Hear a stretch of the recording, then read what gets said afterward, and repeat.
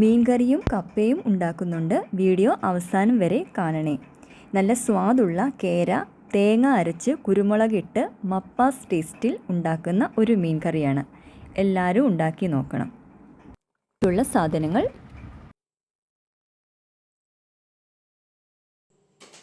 നമുക്കപ്പം തേങ്ങ അരച്ച സ്പെഷ്യൽ കറി എങ്ങനെ ഉണ്ടാക്കുന്നതെന്ന് നോക്കാം. ആദ്യം നമ്മൾ ചട്ടി ചൂടാക്കാനാക്കി വെച്ചിട്ട് കുടംപുളി വെള്ളത്തിലിട്ട് കുതിർത്തതാണ് ഒഴിച്ച് തിളപ്പിക്കാം. ഈ തിള വരുന്ന സമയം കൊണ്ട് നമുക്ക് അരമുറി തേങ്ങ നല്ലപോലെ അരച്ചെടുക്കാം. അല്ലെങ്കിൽ കുറച്ച് ചെറിയുള്ളിയും കൂടെ ചേർത്താണ് അരയ്ക്കാൻ പോകുന്നത്. 1/4 സ്പൂൺ മഞ്ഞൾപ്പൊടി, 1 സ്പൂൺ കുരുമുളക് പൊടിയാണ് ചേർക്കുന്നത്, 1/2 സ്പൂൺ കാശ്മീരി മുളക് പൊടി, 1/2 സ്പൂൺ മല്ലിപ്പൊടി,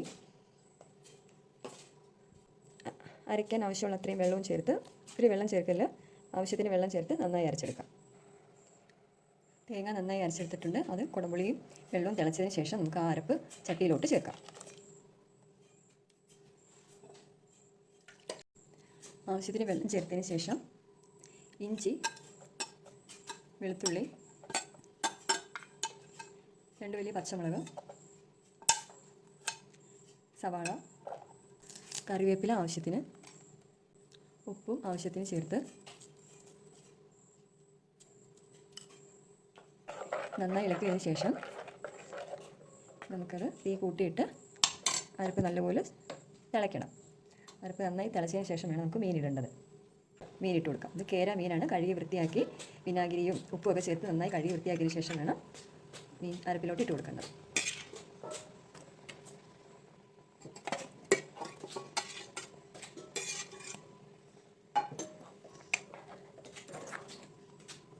നന്നായി ഇളക്കി കൊടുത്തിട്ട് നമുക്കിതൊരു അടപ്പിട്ട് അടച്ചു വെക്കാം. അടപ്പ് ഒന്ന് തുറന്ന് ഇടയ്ക്കൊന്ന് ഇളക്കി കൊടുക്കണം. അതുപോലെ ഉപ്പ് ആവശ്യമുണ്ടെങ്കിൽ ഈ സമയത്ത് നമുക്ക് ഉപ്പ് കൂടെ ചേർത്ത് കൊടുക്കാം. മൂടി വെക്കാം. മീൻകറി റെഡി ആയിട്ടുണ്ട്. തീ ഓഫ് ചെയ്തിട്ട് നമുക്ക് ആവശ്യത്തിന് കുറച്ച് കറിവേപ്പിലയും ചേർത്ത് പച്ച വെളിച്ചെണ്ണയും കൂടെ ചേർക്കുക. ഈ കേര മീൻ തേങ്ങ അരച്ച് കുരുമുളക് ഇട്ടതാണ് ഇതിൻ്റെ പ്രത്യേകത. എല്ലാവരും ഉണ്ടാക്കി നോക്കണം. മീൻ കറി മാത്രം മതിയോ? കപ്പയും വേണ്ടേ?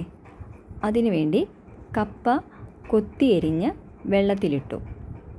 വെന്ത കപ്പയിലെ വെള്ളം ഊറ്റിക്കളഞ്ഞ് ആവശ്യത്തിന് ഉപ്പും ചേർത്ത് നന്നായി കുഴച്ചെടുക്കുക. അങ്ങനെ കപ്പ കുഴച്ചതിൻ്റെ കൂടെ ഈ മീൻ കറി ഒന്ന് കൂട്ടി നോക്കിക്കേ. സൂപ്പർ ടേസ്റ്റാണ്. എല്ലാവരും ഉണ്ടാക്കി നോക്കണം. ഇതുപോലെ കഴിച്ചു നോക്കിയിട്ട് ഇഷ്ടപ്പെട്ടെങ്കിൽ ലൈക്ക് പറയണം, സബ്സ്ക്രൈബ് ചെയ്യണം. Okay, by.